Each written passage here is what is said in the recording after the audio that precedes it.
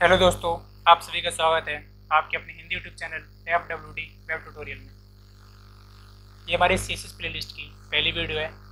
तो आज की वीडियो में बात करेंगे CSS के बारे में। CSS क्या होता है, उसका यूज़ क्यों किया जाता है। देखिए, CSS की फुल फॉर्म होती है कैस्केडिंग स्टाइल शीट। हमें नाम से पता चल रहा है कि स्टाइल शीट, हमें किस चीज़ को स्टाइल देना। जैसे हमारे वेब पेज है, हमारे वेबसाइट है, उससे हम स्टाइल देने के लिए हम CSS का यूज़ करते हैं। उसमें कलर देने के लिए, पोजिशन देने के लिए और एक अच्छा लुक, अट्रैक्टिव लुक लाने के लिए हम उसमें CSS का यूज़ करते हैं। सपोज आपने कोई घर बनाया, उस पर भी कोई कलर नहीं हुआ है, न कोई प्लास्टर है, सिंपल है, तो आपके आस पड़ोस को भी देखने वो घर अच्छा नहीं लगेगा, ना ही आपको वो घर देखने में अच्छा लगेगा। सेम उसी तरह आप कोई वेबसाइट बनाते हैं, कोई वेब पेज बनाते हैं, तो विदाउट CSS वो वेब पेज ना ही किसी यूज़र को अच्छा लगेगा, ना ही आपके क्लाइंट को वो पेज अच्छा लगेगा। तो इसलिए हम CSS का यूज़ हम करते हैं अपने वेब पेज को अच्छा लुक देने के लिए। अब CSS का इन्वेंट हैकॉन वेबलाइन ने 1994 में किया था, लेकिन 1 दिसंबर 1996 में इसका पहला वर्जन लॉन्च किया। अब तक CSS के 3 वर्जन आ चुके हैं, CSS1, CSS2, CSS2.1 और CSS3। अब CSS के 2 सेक्टर होते हैं, पहला प्री डिफाइंड सेक्टर, दूसरा user defined sector. Pre defined sector के अंदर हमारे 3 टाइप के CSS होते हैं, इनलाइन CSS, इंटरनल CSS और एक्सटर्नल CSS। तो आज हम बात करेंगे प्री डिफाइंड सेक्टर के बारे में, फिर आने वाली वीडियो में यूजर डिफाइंड सेक्टर के बारे में। तो हमारा पहला आता है इनलाइन CSS। तो हम करके देखते हैं किस तरह वर्क करता है ये। मैंने एक फाइल ली, हम सेव कर लेते हैं। मैंने फोल्डर बनाया हुआ है, तो उसे हम नाम दे लेते हैं स्टाइल पेज .html। इसका टाइप ले लेते हैं हम HTML और सेव। पहला हमारा डॉक्टर HTML, फिर HTML हेड, टाइटल, बॉडी और HTML क्लोज। तो सबसे पहला हमारा है इनलाइन CSS, तो उसके हेडिंग दे देते हैं इनलाइन CSS। इसका आउटपुट देखते हैं कैसा आ रहा है।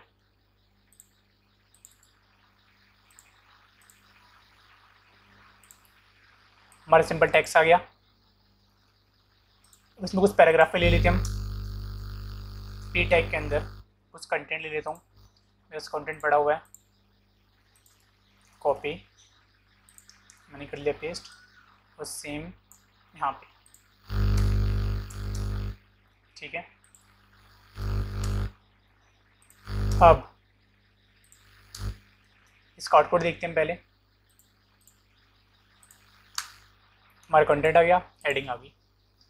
अब मैं चाहता हूँ हमारा हेडिंग है H1 है, इनलाइन CSS, थोड़ा इस पर लुक देते हैं हम। मैंने यहाँ पे लिखा स्टाइल एट्रीब्यूट, इसको पहले कलर दिया ब्लू, इसका फ़ॉन्ट साइज दे देता हूँ, font size 20 pixel, text align centre. इसको सेव करते हैं। अब देखिए, इसका फ़ॉन्ट साइज छोटा हो गया, कलर आ गया और इस सेंटर में भी हो गया। थोड़ा बड़ा कर देते हैं, हमने कहा 60। इसका हम बॉक्स शेडो देखते हैं, इसको टेक्स्ट शेडो, टेक्स्ट शेडो देते हैं हम 2 पिक्सल, 2 पिक्सल, 4 पिक्सल, रेड। देखिए, हमने से क्या दिया, H1 के अंदर हमने स्टाइल एट्रीब्यूट लिया, इसको कलर दिया ब्लू, फ़ॉन्ट साइज दिया 60 पिक्सल, टेक्स्ट लाइन सेंटर हमारा सेंटर में आ गया, इसको शेडो दिया 2 पिक्सल, 2 पिक्सल, 4 पिक्सल, रेड, मतलब टॉप से 2, टॉप से 2, राइट से 2, बॉटम से 4। रेड कलर का हमने शेडो दिया, टॉप से 2 पिक्सल, राइट से 2 पिक्सल और बॉटम से 4 पिक्सल का हमने रेड कलर का शेडो दिया। हमारे टेक्स्ट है, हमारा टेक्स्ट पड़ा हुआ है। अब इसमें करते हैं स्टाइल। हमने यहाँ पे लिया स्टाइल एट्रीब्यूट, स्टाइल, इसको कलर दिया हमने red, font size 20 pixel, text shadow, text shadow उसको दिया 2 पिक्सल, 4 पिक्सल, 3 पिक्सल और ये 5 पिक्सल का,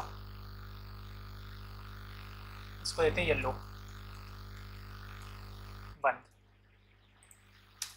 देखिए हमारा टेक्स्ट आ गया, रेड कलर का टेक्स्ट आ गया। हमने इसको टेक्स्ट शैडो दिया था 2 पिक्सल, 4 पिक्सल, 3 पिक्सल और 5 पिक्सल का येलो। येलो इसमें साथ शो नहीं हो रहा है कलर अच्छी तरह, कलर चेंज कर देते हैं इसका हम। कलर इसको मैं चेंज कर देता हूँ, मैंने इसको कलर दिया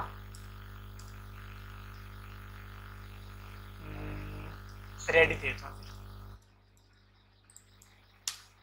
देखिए इसमें कलर आ गया, पहले इसमें क्या दिया, कलर दिया इसको रेड, इसका फ़ॉन्ट साइज 20, फिर टेक्स्ट शैडो दिया 2 पिक्सल, 4 पिक्सल, 3 पिक्सल का रेड कलर का हमने इसको शैडो दिया।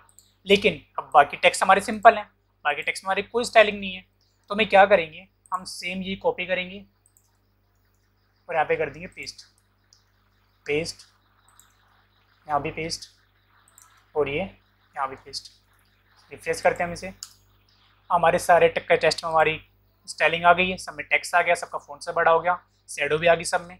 लेकिन हम इसके लिए क्या करना पड़ा, हमने पहले स्टाइल एट्रीब्यूट लिखा, हमने कलर दिया, फ़ॉन्ट साइज दिया, टेक्स्ट शैडो दिया, सेम काम हमने सब में रिपीट किया सेम। तो इससे क्या हुआ, इससे हमारे टेक्स्ट की लेंथ बढ़ गई, इससे हमारे टेक्स्ट की लेंथ बढ़ गई, हमारा टाइम ज़्यादा लगा, बार वही रिपीट करना पड़ा। तो इसको कम करने के लिए हमारे पास एक अलग से स्टाइल शीट होती है, internal style sheet, internal CSS। तो इंटरनल CSS में क्या होता है, हमें ये चीज़ बार बार नहीं लिखनी पड़ती, ये बार बार हर चीज़ में नहीं लिखनी पड़ती। हमने पी टैग के अंदर सब पी टैग है सेम, ये भी पी टैग है, ये भी पी टैग है, ये भी पी और ये भी पी टैग है, सबके अंदर हमने सेम CSS बार बार कॉपी की है। क्यों, क्योंकि हमने स्टाइल देना था। लेकिन इंटरनल स्टाइल में हमें ये टेक्स्ट बार बार नहीं लिखना पड़ता, तो उसके लिए हमारे पास है स्टाइल टैग,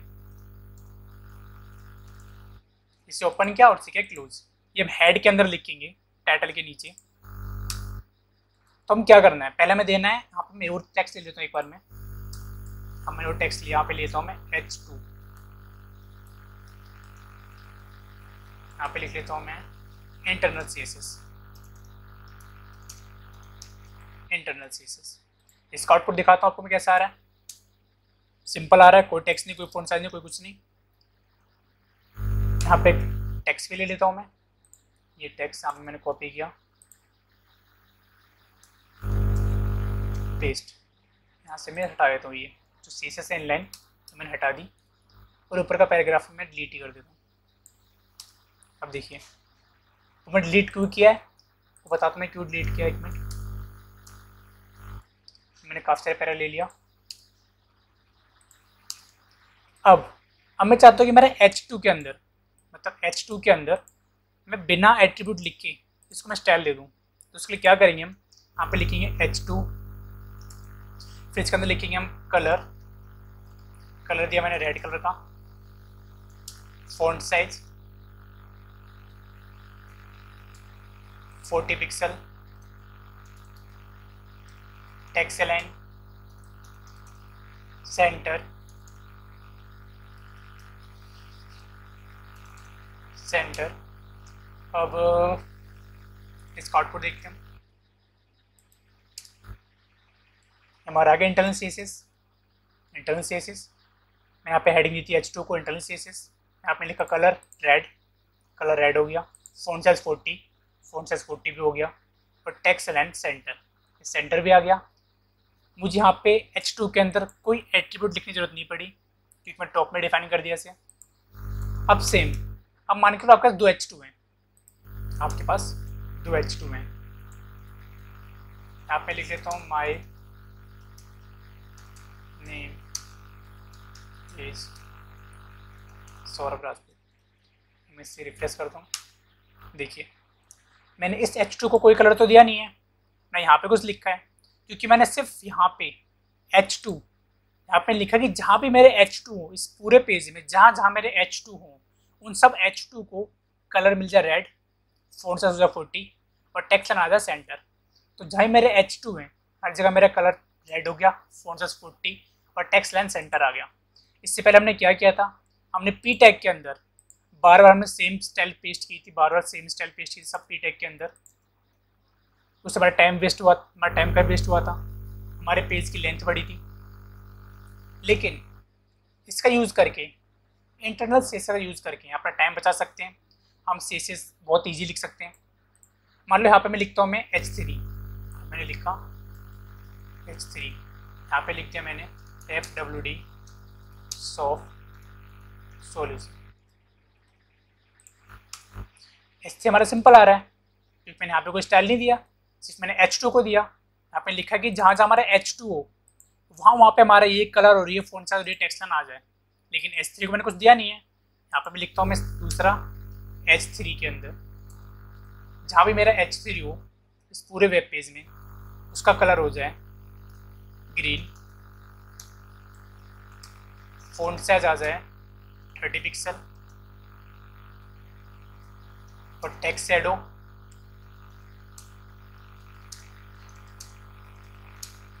शैडो आ जाए रेड। देखिए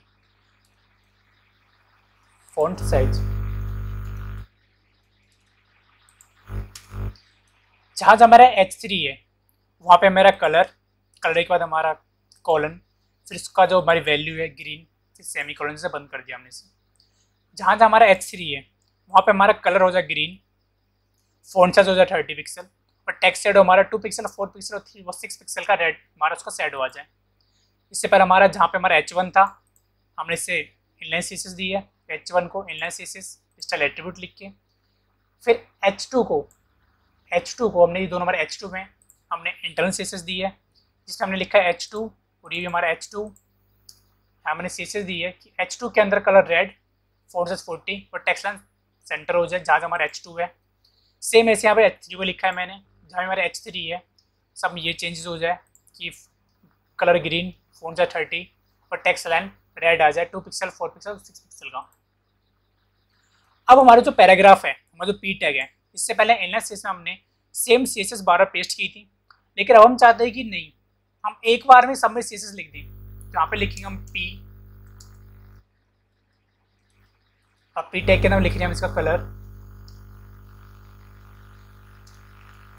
ब्लू,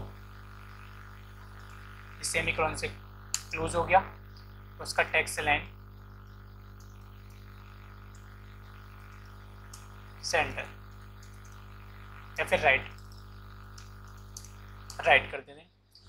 देखिए अनब्लैक कलर, इसका कॉलन, फिर ब्लू, फिर सेमीकोलन। अगर हम सेमीकोलन नहीं देते हैं तो देखिए क्या होता है, पहले इसको रन कर देखते हैं। हमने रन दिया, रन करती है इसका कलर ब्लू हो गया, टेक्स्ट लाइन राइट हो गया। अब मैं सेमीकोलन हटाया, तो मैंने सेमीकोलन हटाया, इसमें कोई चेंजेस नहीं है। क्यों? क्योंकि मैंने सिर्फ टेक्स्ट लाइन राइट के ऊपर वाली सीएसएस को मैंने बंद किया ही नहीं।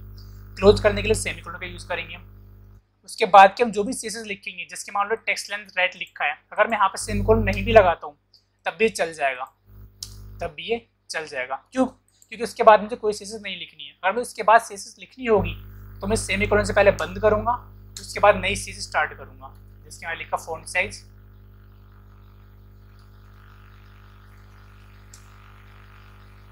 50 पिक्सल। अब मैं इसे बंद नहीं करूंगा, ये फिर भी काम करेगा, फॉन्ट साइज 50 पिक्सल। क्यों? क्योंकि इसके बाद मुझे कोई चीज़ नहीं लिखनी। अगर लिखनी होगी तो मैं इसे फिर सेमीकोलन से बंद करूंगा और फिर इसमें नई स्टाइल दूंगा। ठीक है, हमारे पास स्टाइल में बहुत सारी वैल्यूज होती हैं, जो मैं आपको आने वाली वीडियो से बताऊंगा, क्योंकि एक ही वीडियो में सब बताना बहुत इम्पॉसिबल है। क्योंकि वेब डिजाइनर में जब वेबसाइट डिजाइनिंग करते हैं, मैं खुद जब वेबसाइट डिजाइनिंग करता हूँ तो बहुत सारे एट्रीब्यूट आते हैं, बहुत सारे दिमाग में काफ़ी सारे आइडियाज आते हैं कि चलो उसको अब ये करते, उसको ये स्टाइल देते, उसको ये स्टाइल देते हैं। तो अब धीरे धीरे हम सीखेंगे नए नए लेआउट बनाना, तब आपको खुद पता चल जाएगा कि हमारे पास कितने टाइप के स्टाइल्स है, क्या क्या अपने स्टाइल में वैल्यूज होती हैं। हमने यहाँ पे इनलाइन सीएसएस सीख ली, इंटरनल भी सीख ली। अब हमारे पास आती है एक्सटर्नल सीएसएस। अब देखिए एक्सटर्नल सीएसएस में क्या होता है।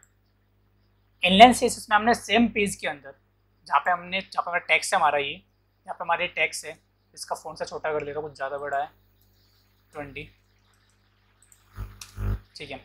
जहाँ पे हमारा पूरा कंटेंट है, ये पेज का पूरा कंटेंट है हमारा, जो पूरा ये टेक्स्ट पड़ा हुआ पूरा जो भी है, इसके अंदर हमने एट्रीब्यूट दिया, हमने स्टाइल सेम पेज के अंदर ही, और यहाँ पे उसकी स्टाइल हमने दे दी। अब H2 में इंटरनल CSS में हमने सेम पेज के अंदर एक स्टाइल टैग लिया, उसके हमने सबकी CSS दे दी, ये हमारी इंटरनल CSS हो गई। लेकिन एक्सटर्नल CSS के अंदर हम एक इसकी अलग से स्टाइल शीट बनाते हैं। मतलब ये हमारे जो सिंपल जो टैग्स हैं, इसमें कोई टैग्स हम यहाँ पे कोई स्टाइल नहीं देंगे। ये जो हमारी स्टाइल है यहाँ पे कोई स्टाइल नहीं देंगे, सेम पेज के अंदर कोई स्टाइल नहीं देंगे। इसके लिए हम अलग से स्टाइल शीट बनाएंगे, उसके अंदर हम वेब पेज की स्टाइल डिफाइन करेंगे। जैसे कि यहाँ पे पहले मैं हेडिंग लिख लेता हूँ, एक H4 में हमारा है एक्सटर्नल CSS। इसमें पैराग्राफ ले लेते हैं कुछ।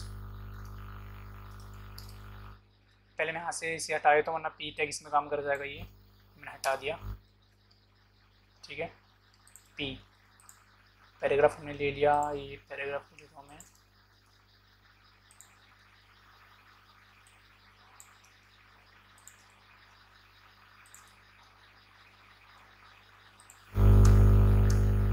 ठीक है, अब क्या करना है, एक्शन CSS में हमें अलग से एक सीट बनानी है। जैसे हमने HTML डॉक्यूमेंट बनाया था, नाम दिया था इसको stylePage.html, सेम उसी तरह हम एक नया पेज लेते हैं, इसको सेव कर लेते हैं हम। मैं यहाँ पे एक फोल्डर क्रिएट कर लेता हूँ CSS, इसके अंदर सेव कर लेता हूँ इसे मैं style.css।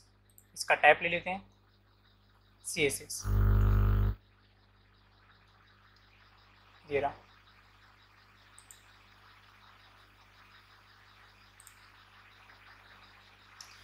अब क्या करना है हमें, अब पहले हमें इस CSS को यहाँ पे लिंक कराना होगा, जो कि हम हेड के अंदर ही करेंगे। यहाँ पे लिखेंगे हम लिंक रिलेशन, मतलब रेल, क्या है हमारा स्टाइल।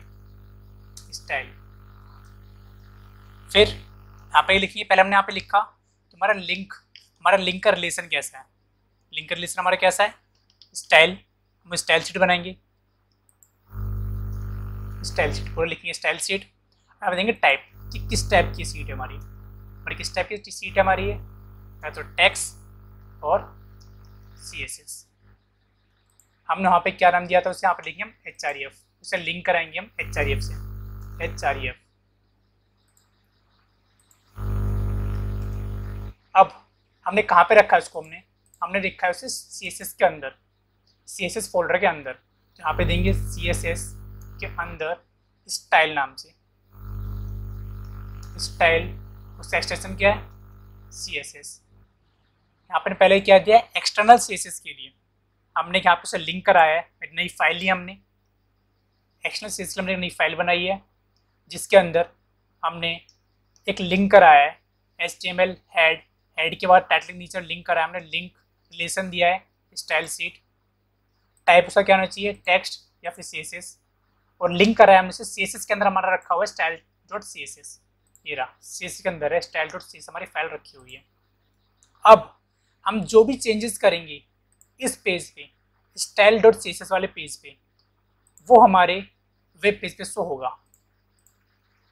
जिसके मान लो इसे हम रिफ्रेश कर दें, पहले हमारा लास्ट में लिखा हुआ ये रहा एक्सटर्नल CSS है। इससे पहले हमने क्या किया था, इनलाइन में हमने यहाँ पे CSS लिखी थी और इंटरनल में हमने यहाँ पे CSS लिखी थी स्टाइल टैग के अंदर।